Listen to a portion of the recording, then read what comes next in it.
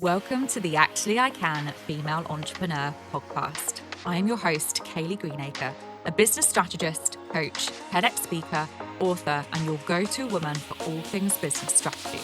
I am obsessed with supporting female entrepreneurs to grow unstoppable six and multi-six-figure businesses that they love, giving them the freedom and life that they desire.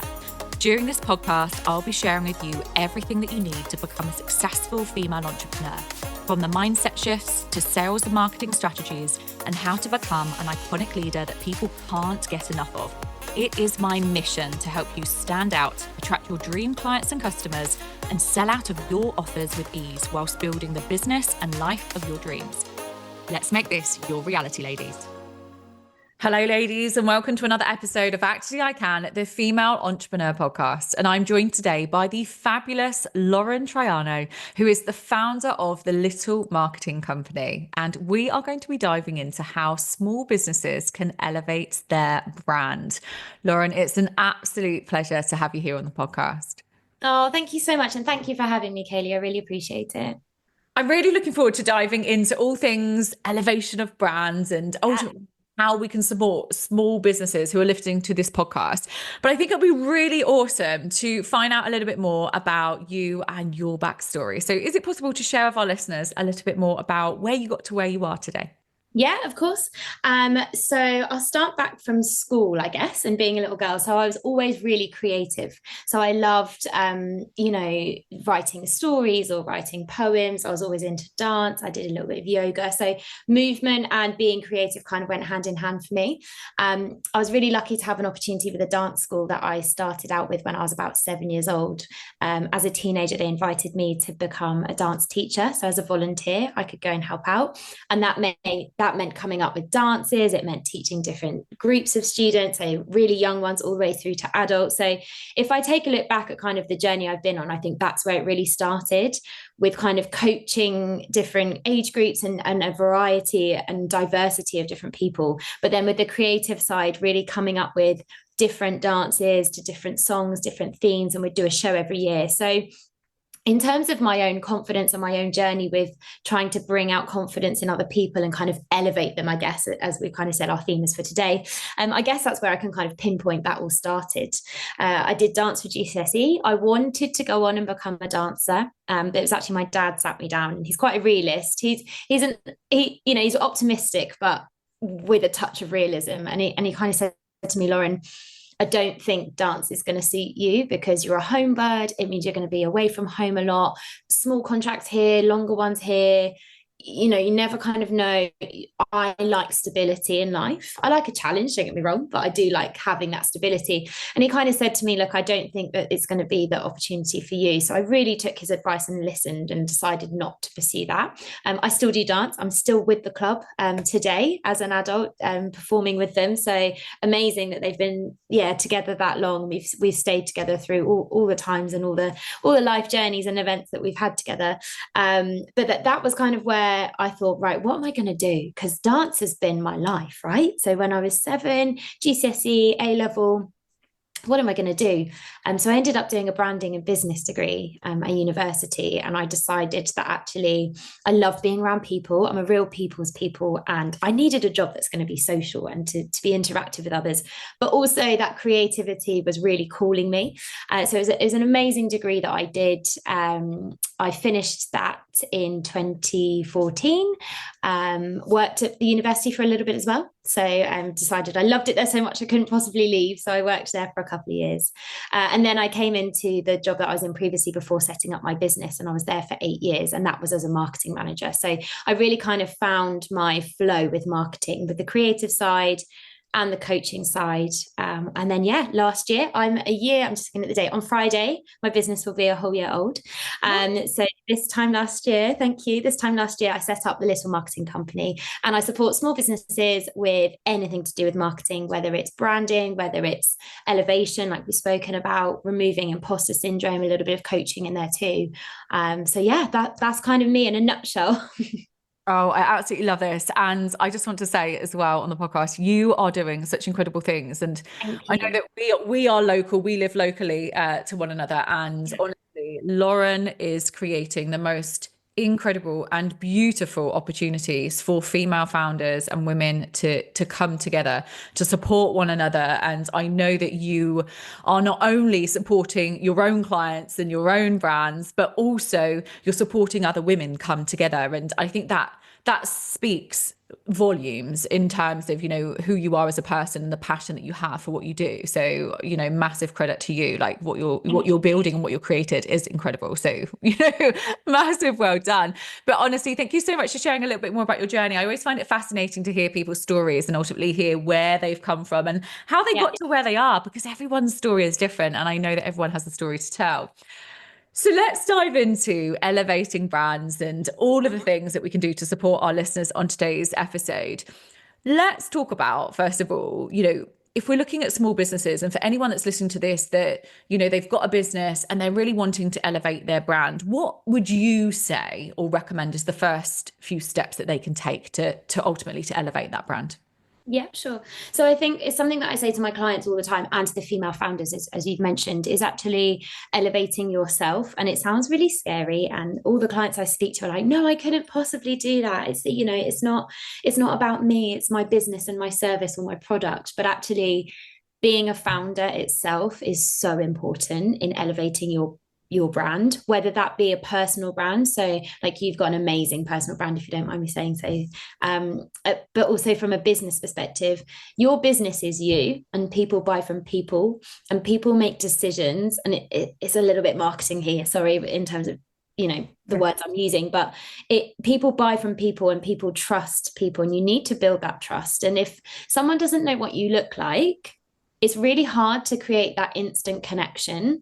It's something wild, like people make a split decision on your business and if they're going to work with you. It's something like 0.5 seconds. So you go onto someone's Instagram profile or website or Google Business and they make a decision instantly. If your face isn't on there, it's really, really hard. And there's a bit of psychology going into this as well, but it's super hard to be able to trust someone and to feel like you're willing to part your money with them, whether that's with a product or a service. So just an instant tip I would say is try and get your face out there as much as possible. I know it's difficult. I don't actually do any face to camera stuff yet. It's coming, but it's not quite there for me yet. But if it's photos, if you can get professional photos done, or if you can ask someone for a favor or a service swap if you're just starting out, or whether it's just kind of showing snippets behind the scenes of your life day to day, all of that builds a lovely picture for someone to be able to put that trust into you. And then ultimately they'll make that decision to hopefully convert and then purchase from you. Absolutely. And I couldn't agree more. I think having your face available for people to ultimately to put a face to the brand as such, isn't it? And it's really understanding who you are. I always say to my clients and my audience, you know, it's all about your vision, your values, your beliefs, your opinions. People want to know it. They're interested. People like people buy from people. So actually it's so important. And I think this links to, you know, brand identity. You know, you and I know the importance of brand identity. So should we dive into that a little bit? Like, why is brand identity so crucial and so important for businesses? Because there's so many people out there. So there are so many businesses, and it's something I've really had to learn quite quickly. This is the first time I've ever owned my own business like properly. I have a little yoga business that I run on the side as well, aptly named the Little Yoga Company. So I teach a couple of times a month, and that's lovely. And I did that alongside my corporate job, kind of thinking that might take off at some point. And actually I went into marketing and that's gone 100 miles an hour, which I'm very grateful for. But you've got so much competition because you're not just looking at local anymore. There are people that are reaching out to me, inquiries from Edinburgh, from Nantwich, like, because the internet is such a wonderful and valuable tool, you can resource out from not just your local area. So if someone's looking for a product or a service, there's probably going to be thousands of other businesses, not even probably, there definitely are thousands of other businesses that are going to offer what you're offering. You need to have a quick identity. Branding is so important because people need to look at your post or your website and not even read that it's you, but just know it's you straight away. So Kaylee, for example, you've got an amazing brand yourself. And anytime I see a post, I don't even look to see if it's you. I just know. Mm. One of my clients yesterday, I'm a little bit sweary. I'm not going to swear today, don't worry. But on my Instagram, I am a little bit sweary. But again, that's part of my personal brand because it's authentic, because it's me. And my client yesterday said, I saw your post yesterday and I didn't even know it was you, but I identified it straight away because of the color palette, because of the swear word, fine. But it is all part of branding. And, if you think EasyJet, you think orange. If you think Tesco's, you think blue and red, Asda, green. Like you could name the top brands and instantly you know what color palette they have, even maybe second or third colors, which is really powerful. So in order to make yourself stand out from the competition, you need to be a bit loud, I'd say, and you need to have a strong brand presence so that people instantly know that's the business that's, that if they see a post or on a website or business card, they know it's your business, because you need to stand out in the crowd, really. Absolutely. And I think something that's so, so important with this as well, and I'm sure you'll agree with me, especially if you are building a personal brand. And I remember having this conversation with someone, but with brand identity, as you know, and as many of all of my listeners will know, that my colours very clearly are white, pink, and like a grey, a dusky pink. White and grey. I remember someone saying to me, oh, do you want to use the colour pink? Because, a lot of people don't like the colour pink. And I said, no, but it's me. Like who I am as an individual. When you look at my house isn't pink, but it's the whites, the greys, the creams. It is a reflection of me. And I know that we're just talking colour, like just for a split second. That's a very part, but it's still a very important part.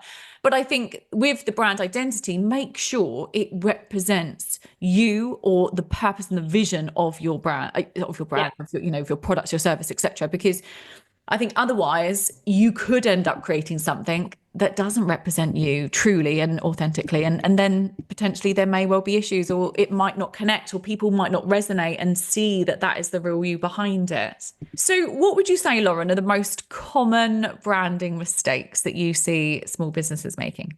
Oh, that's a good question. Not having a strong brand identity. So just like we spoke about before, being inauthentic, you touched on it beautifully just then. If your branding doesn't represent who you are, you're going to stand out like a sore thumb, because people will already have an idea of you, whether it be friends, family, people that you go to the gym with, people that you go to yoga class with. Everyone has their own personal brand, even if you're not a business. And I think if it doesn't match you authentically, it's really going to stand out, and it's going to be quite obvious that that's not you. It just feels off. You'd be like, oh, that's a bit off. And it just leads to that whole trust conversation again. So it goes, actually, I don't trust that person, or something just feels a little bit off kilter.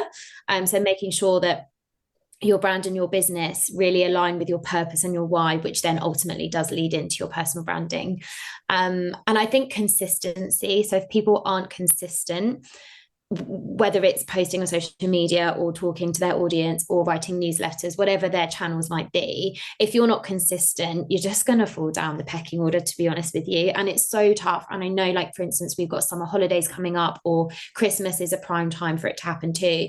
Businesses take time off, which is totally important. And I absolutely advocate for time off, because reducing burnout and all the rest of it. However, your business still needs to stay online and stay present to remain in the minds of those people that might one day purchase from you. So keeping consistent, or being inconsistent, sorry, is one of the classic mistakes I see. I see people post maybe like 4 times a week, and then they don't post for 2 months, and then they come back, and it just feels a bit all over the place. Again, to build that level of trust, it's a bit, I like a good visual. It's a bit like waves. You need to like consistently keep with the waves to keep it going, so that people know what you do, they know your services or your products, they learn about your story, they understand your testimonials and your feedback, and that lovely like feedback loop of going, oh, that's what she does and she's good at that, so then maybe one day I'll go and buy that service product from her. And just keeping that rhythm, because if you stop because it's Christmas or summer, or you go away with the girls or whatever it is, and you don't post on your business and you've not scheduled in advance, it's such a classic mistake, because you're missing out on opportunities, is what I'd say. Yeah, absolutely. I think consistency 100% is just so important, isn't it? And I see it as well, where people potentially might post and then have a break, and that is okay, but we can try to keep that consistency. And like you said, it's interesting because yes, we are absolutely, and we do need breaks, we need holidays, we need time off. But if we can just keep the consistency going, or schedule some posts, or do something just to keep that brand at the top of people's minds, it will Absolutely. allow our business to continue, even if we're not necessarily Yeah. actively showing up and selling all of the time. So yeah, I completely agree with that. Absolutely.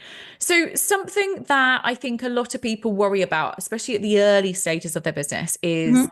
finances, is budget, basically. And we know that with branding, you know, there's incredible opportunities and packages out there that you can purchase. There's, you know, you can get professional photo shoots, you can get videographers, you can get all sorts, all singing and all dancing. But for someone at the very beginning of their journey who's just setting up, who doesn't have, a huge budget to spend, is there any advice that you could give our listeners in that particular situation that they could focus on their building their brand or their brand identity that will keep the costs relatively low?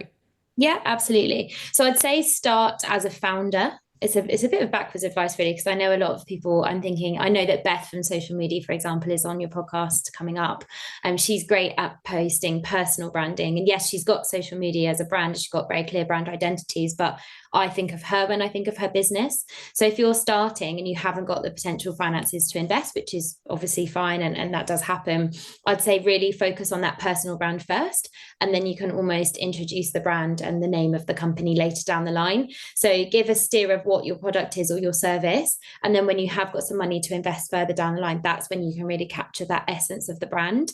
Don't want to sell out photographers and videographers because they've absolutely got a place in my heart and I use them all the time, but you can do a lot with your own phone as well. So things like investing in a tripod, making sure, even small things. Lydia from Lydia Eats Food gave me a top tip the other day. She's like, clean your lens. Like, how many times do we actually clean our lens before we go to take content or photos? I just pick my phone up and start. Such a small thing to do, but actually it majorly impacts the quality of things. So definitely take a look at what you can use that you've already got yourself. You know, most people have got a smartphone by now that has a camera, front facing and back facing. If you can do your own content to start with, great.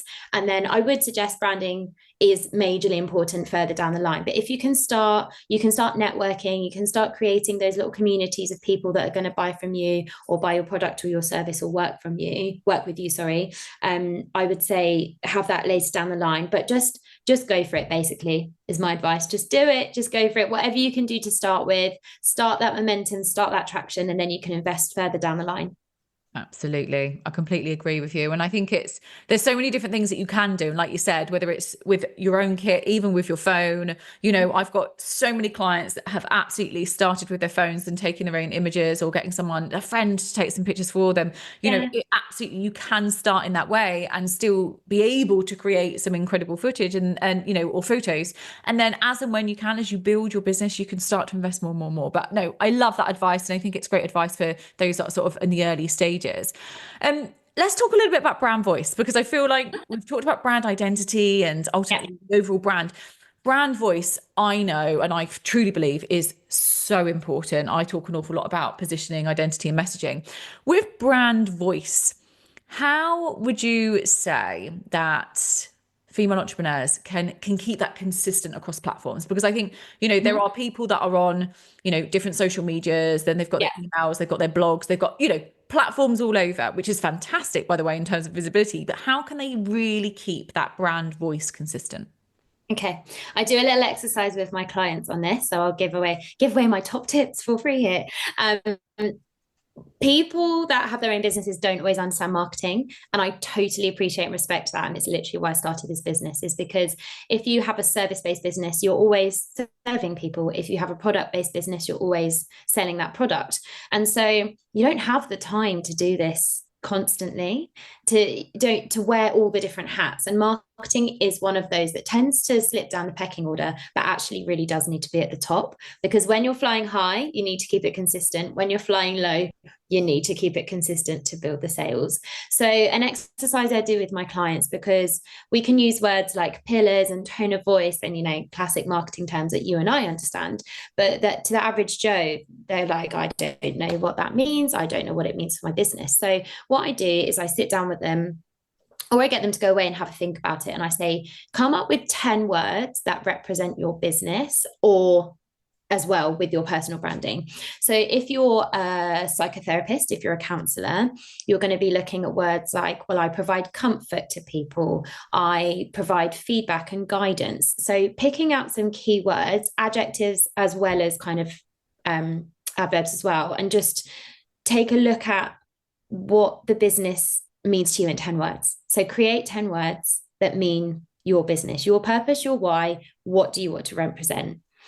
When it comes to looking at different social platforms, remember those keywords, because really they are keywords and they can help with SEO and Google and website and all the rest of it. But if you always think about those 10 words, whatever platform you're posting on, your tone of that creates your tone of voice.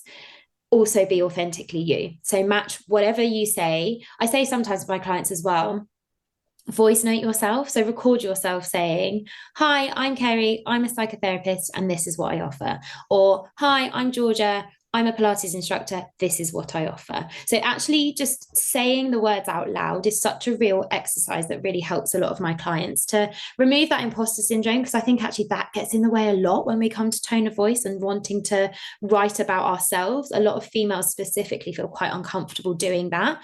Lack of confidence, imposter syndrome creeps in. So if you can, take yourself to a room on your own, record what you want your business to be and what it portrays. Think of those 10 words. And when it comes to those platforms, always have those 10 words, have them in notes on your phone and just refer back to them and think, actually, have I captured me authentically like I'm saying it out loud? So again, sometimes if you're thinking of an Instagram caption, say it out loud. Your phone can dictate it for you. That's a time-saving hack as well. If you've got a microphone on your phone, which everyone does, press the record button.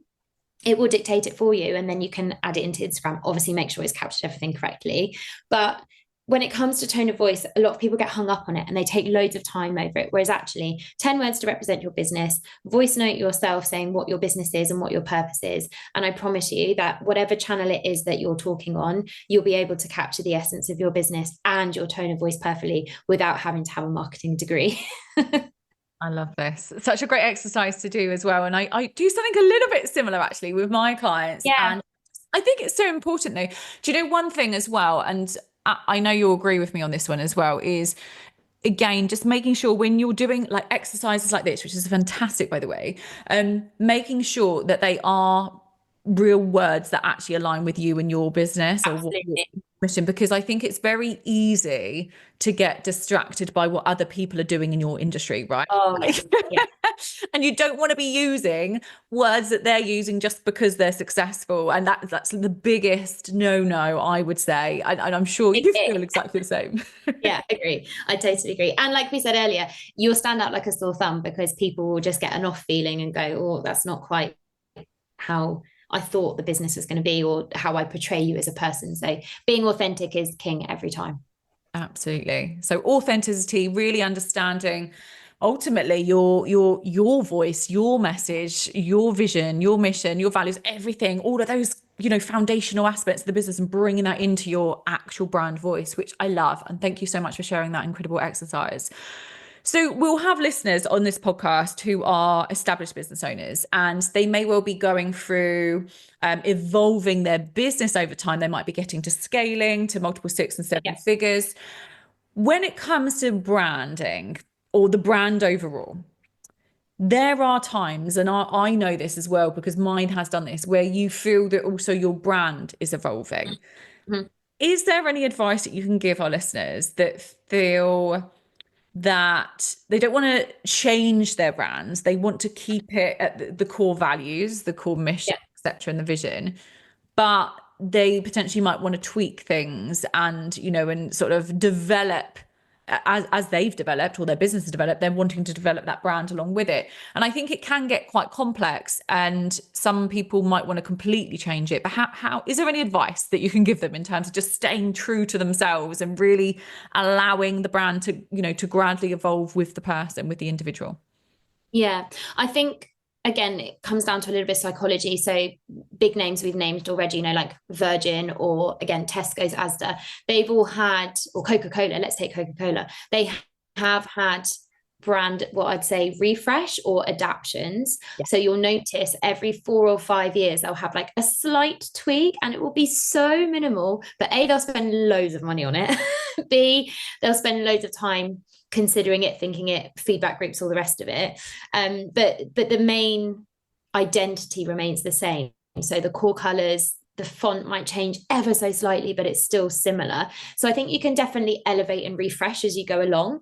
I think completely rebranding does help some people sometimes, but I think just a little tweak and a revamp here and there. I'll give you an example. I've got a lovely client called Monica who runs Veggie Crush, which is a healthy meal prep. Yeah, you know, Monica. Lovely, yes. She does a healthy meal prep for lots of different groups and users. And she, bless her, she won't mind me saying this online. She made her logo herself on Canva. It's an option, it happens. But when it came to bringing me on board, I was trying to do packaging and looking at merchandise, and the logo just didn't, it was blurred when as soon as we started playing around with it, because it was created in Canva. And Canva is a great tool, do not get me wrong, I use it every single day of my life. But for logo creation, you do need that elevation. So I did bring a designer in to tweak it. And I said, Monica doesn't want to change her colors. She loves her strapline, the only crush you need. She loves her logo, but it just needs a little bit of an elevation because her business is growing and scaling at such a rate, and she deserves to have a brand that matches that. And her branding just felt a little bit off, you know, like we were saying earlier, it just felt a little bit, it felt behind the times for where she was. Great for when she started in 2020. We're now 2025. Didn't feel like it was quite giving her the credit she deserved. So I worked with a designer just to tweak it. So we gave Monica a color palette, like we were talking about earlier. So now Monica has 6 colors to play with. So green absolutely represents her logo and the plant-based nature of the business. But we gave her some fun pinks, and we gave her some creams, and we gave her some different shades of green. And I know if you're listening to this and you're like, oh, it's just colors, but actually what it's allowed us to do is play around a lot more. So her brand is cheeky and it's playful. So we needed to convey that across, and the logo wasn't hitting it. So giving her those extra colors means that on her social media, she's got more options. She felt a bit stuck. She was like, I always post green. All I do is green, green, green. And I was like, well, let's give you some nice sub colors that go into the color palette. Then you can play around with them. And the logo can be the same logo, but in different colors. And because she's of a cheeky nature, we gave her 3 icons as well. So we gave her an aubergine, we gave her a peach, and we gave her a chili. They're her icons because they all go into the food anyway. They're a little bit tongue-in-cheek, but represents her brand. So now when people see the little peach icon, they know it's Veggie Crush. So again, it's just helping with this whole brand identity piece. So you don't have to start from scratch. Some people do completely rebrand and they go, I don't want to look like that anymore. I need a whole new look. Great. But as you elevate and scale, just make small tweaks and some small additions and adjustments, and your following will really resonate with that and feel the uplift, because not only has she absolutely scaled up, but her followers have seen that level up, and everything's just now that notch up in terms of premiumization and luxury, and it's really matching that now. She's got a brand that absolutely matches where she's at in business. So if you can retweak, revamp, little refresh here and there, I'd say every 3 to 4 years, it just gives something to be excited about, and it's a bit shiny and new as well. So followers will go, oh, like it really felt like when Monica revealed her revamp, everyone went, hang on a minute, what's Monica doing? Because they know what she does day in, day out, but it was a real like capture your attention, grab you by the collars, like we're here and we're serious and we're ready to go. And she's absolutely seen results behind the scenes from that too. Absolutely. Makes it exciting, doesn't it? Like, you know, whether it's where you class it as a rebrand, or like you said, you're kind of developing it, but actually build that anticipation and excitement with it. And again, it's going to get attention and capture people's eyes, isn't it? I love this. And I love the example that you gave, obviously for one of your clients, but also for Coca-Cola. And I'm just thinking, as you were talking through that, I was thinking, Cadbury's have done it, and Kellogg's have done it. And I'm just thinking, I remember when it used to look like that, and it's still the same colors and things, but it's tweaked and changed. So it's interesting that you can just make those slight, subtle changes. But then every now and then, or you said 3 to 4 years, you kind of introduce something a little bit different, or start to spice it up a bit. Literally spice it up a bit. Yes. Oh my goodness, I love this. Okay, fantastic. So we're coming towards the end of the episode. What would be your one final piece of advice or key takeaway that you can give our listeners today around branding?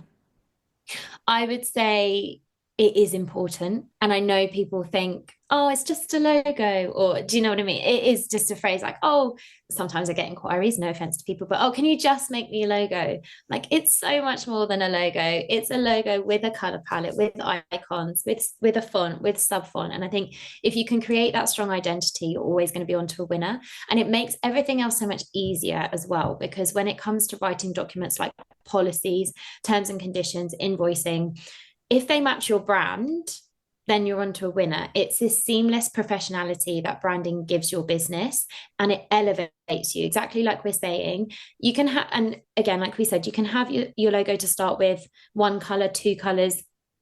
A lot more clients are coming through now to say, yeah, I just made that on Canva. Can you revamp? So actually, it's quite a big part of my business at the moment, is just to give those subtleties, because branding is so important. And if you don't think it's important, try and think of Coca-Cola without its logo. Do you know what I mean? Try and name me 10 companies that are big, Lloyds Bank, NatWest, any bank, or car companies. You can see the colors immediately. You can see the font, the logo. And that's what you want to be when you're top of the game, and when you're scaling your business and elevating your business. You want people to instantly recognize your logo, not just your logo, but your colors. So I don't put my logo on everything, but I have my colors all the time, and I have my font. That's how I get people to recognize what I do. Exactly the same with what you do, Kaylee. So if you can create a strong brand kit, and Canva is a great tool for that, has a brand kit functionality within it, so use it. It's going to make your life so much easier, and also it's going to save you so much time and thinking power, because rather than thinking, how do I design a flyer, or how do I design a page in a brochure, or how do I design my online presentation, if you've got a strong brand kit, it ultimately does it for you. And then it's just you going in and tweaking and adapting where you need to. So piece of advice today: when you've got branding, go for it. It's strong. It's an investment, but it's super important. Amazing. Thank you so, so much, Lauren, honestly, for coming onto the episode and to really share your insights, the value that you've given in regards to branding. And I know we could talk about this for hours, because there's so much involved in it, but I really appreciate it. And there's some real key takeaways for our listeners in regards to their branding and how they can really elevate that brand. So thank you so, so much. Where can our listeners find you and connect with you? Yeah, so I'm the Little Marketing Company on Instagram. That's my main platform, I would say. Or my website is www.thelittlemarketingcompany.org. Amazing. All links for Lauren and her bio are in the show notes. So go and connect with her, go and follow her, say hello to her. And she is honestly incredible at what she does. So if you're looking for brand support and marketing support, then she is your go-to person. But Lauren, honestly, thank you so, so much for coming onto the podcast again. Thank you so much. Thanks to everyone that's tuned into today's episode. Please don't forget to rate, review, and subscribe to the podcast. And I'll see you all again next time. Thank you for tuning in to the Actually I Can Female Entrepreneur podcast with me, your host, Kaylee Greenacre. If you are ready to build, grow, and scale your dream six-figure or multi-six-figure business, then head to our website now for more information, or connect with me on socials to see how you can create your dream business and dream life.